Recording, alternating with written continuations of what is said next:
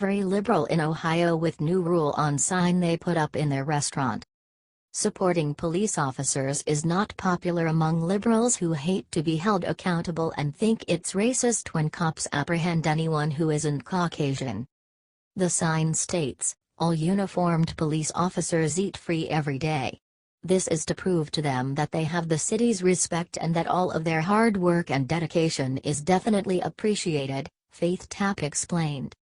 A free warm meal is the perfect way to recharge their bodies and minds, which in turn, will keep the streets of Gallipolis even safer. Before anyone can say that the photo of this sign that went viral on social media was just a well-played public relations move to stir up business, the employees of this location said that it is true and they really do serve police officers for free every single day, all year long. Faith Tapp reports that not everyone in the neighborhood is happy about the gesture and some have reportedly criticized the KFC owners of this location for not extending the free meals to first responders and others as well. Officers in Ohio, one of whom runs the Ohio Going Blue Facebook page, said these critics are missing the much bigger picture. As an officer, I do not go into any establishment expecting, or wanting anything to be free or even a discount, whether I'm in uniform or not, and I can tell you other officers feel the same way. We don't like special treatment. The fact is that KFC is acknowledging law enforcement, which is why this was posted. To those who stated that other first responders should also be acknowledged. My answer: absolutely. This isn't about the free food. It's about a show of respect for the job they do, which has been missing in society. With the surge in anti-cop rhetoric represented on the sidelines with every kneeling or sitting football player, each sign or show of gratitude for police officers in this country is still important.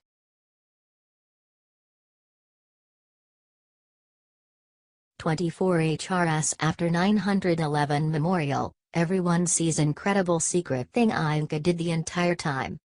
The terrorist attack that launched us into a war is one that we won't soon forget, and the president was no different."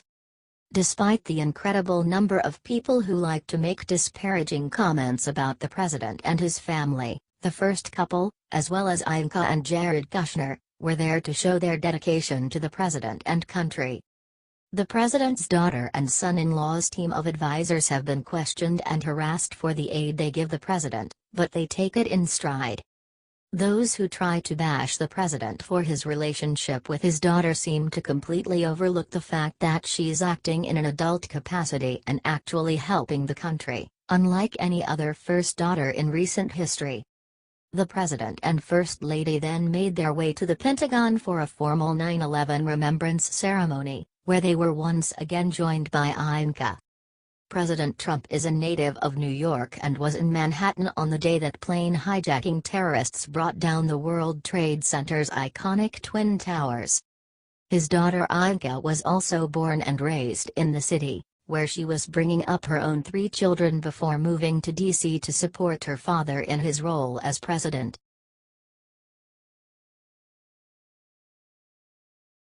Former NFL player shows up at Hermes shelter and gets the surprise of his life inside. According to his former coach in an interview from a few months ago, Tebow is as real as they get, Ponte Vedra Beach, Florida. Dan Mullen has been around Tim Tebow enough over the years to get an idea of who his former player is. On Friday, Mullen's opinion of Tebow was only reinforced while walking the red carpet at the 7th annual Tim Tebow Foundation Celebrity Gala and Golf Classic at TPC Sawgrass this weekend. Overall, Mullen served in the position from 2005-08, while Tebow was a quarterback at the school from 2006-09. In addition to his work as an athlete and SEC network analyst, Tebow also runs the Tim Tebow Foundation for his charitable work. It's nice to see that in a world of Kaepernicks and Bennetts there are still Tebows and Watts. Hopefully, stars like Tebow serve to show us that fame doesn't have to corrupt someone if their faith is sincere.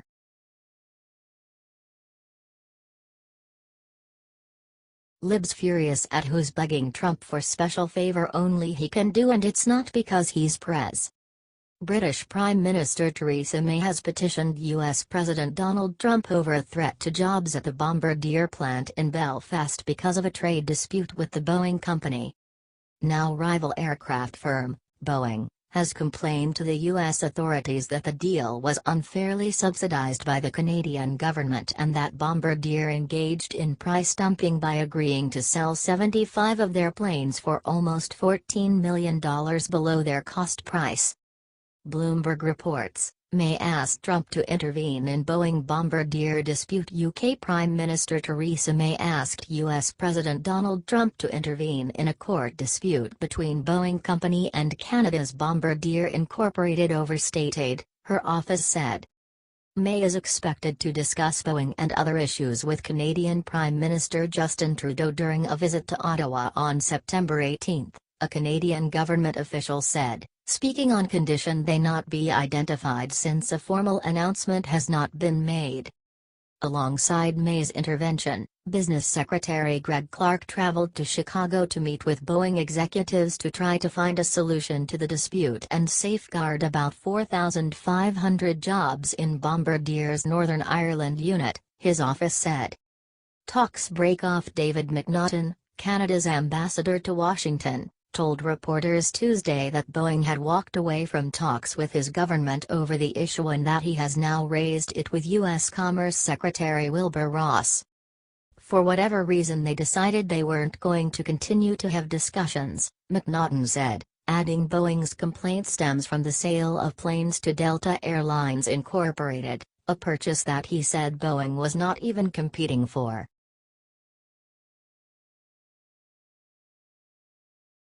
Breaking: Trump just ended welfare for one huge group for 5 years. Let the riots erupt. The immigration rules will prohibit migrants from coming to the country and taking advantage of free American welfare money right away. America is open to migrants, but perhaps we don't want migrants who can't fend for themselves. The idea seems to be that in order for America to grant visas or citizenship, the migrant has to give something back to the country. It's as though the government wants to stop people coming to America and living off the system and would prefer people coming to the country to be contributors. Migrants who enter the United States cannot receive welfare during their first 5 years in the country, President Trump revealed from his upcoming immigration overhaul. You cannot get welfare for 5 years when you come into our country. You cannot just come in like in past weeks, years, and decades. You come in immediately and start picking up welfare. For 5 years, you have to say you will not be asking or using our welfare systems.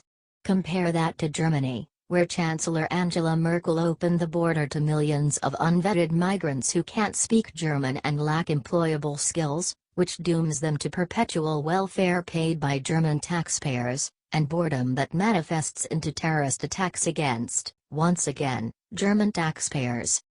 If you let too many low illiterate people into the country, then they have kids who could be illiterate, then over time, it would only decrease the overall intelligence of the country and civilization in America would suffer.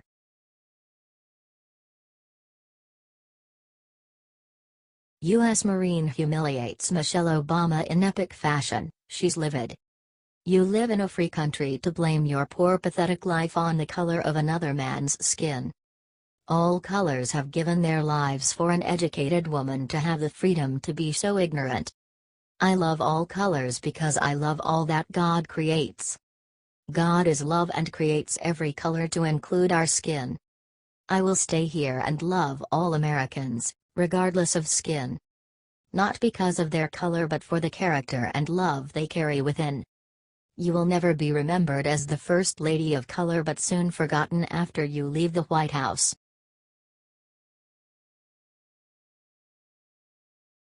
Check out how Melania treated her flight crew after unanticipated issue with her staff.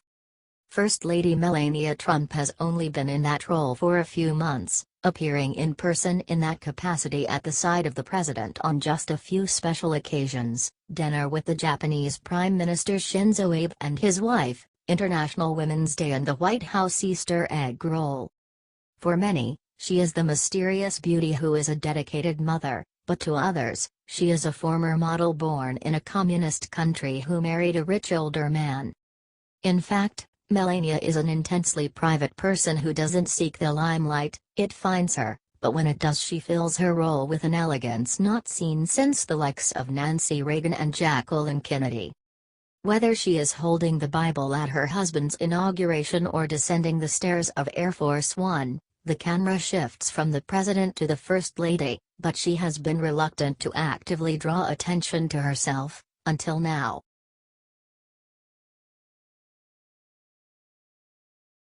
Alert: China just attempted foreign takeover, but then Trump stepped in big league. The Trump administration refuses to be cowed by China. Late Wednesday afternoon it was announced that the president had blocked a Chinese-supported investor from acquiring an American tech firm. Consistent with the administration's commitment to take all actions necessary to ensure the protection of U.S. national security, the president issued an order prohibiting the acquisition, Treasury Secretary Steve Mnuchin said in a statement. Chinese private equity firm Canyon Bridge Capital Partners LLC was negotiating for control of American company Lattice Semiconductor Corp. When President Trump squashed the sale. China has been attempting to advance itself by purchasing American technology for years. The White House claims that the national security risks attending such acquisitions include the Chinese government's role in supporting this transaction, the importance of semiconductor supply chain integrity to the United States government, and the use of Lattice products by the United States government. Trump has adopted a much tougher stance toward China than his predecessor. Multiple high-profile deals between Chinese and American companies are now under review. Economists believe that if China continues to gobble up American companies, it could hurt the U.S. in the future. Lattice officials fought vehemently to save its $1.3 billion sale to Canyon Bridge. Do you like the new cleaner look of Yes I'm Right? If so, comment below. Source: New York Post.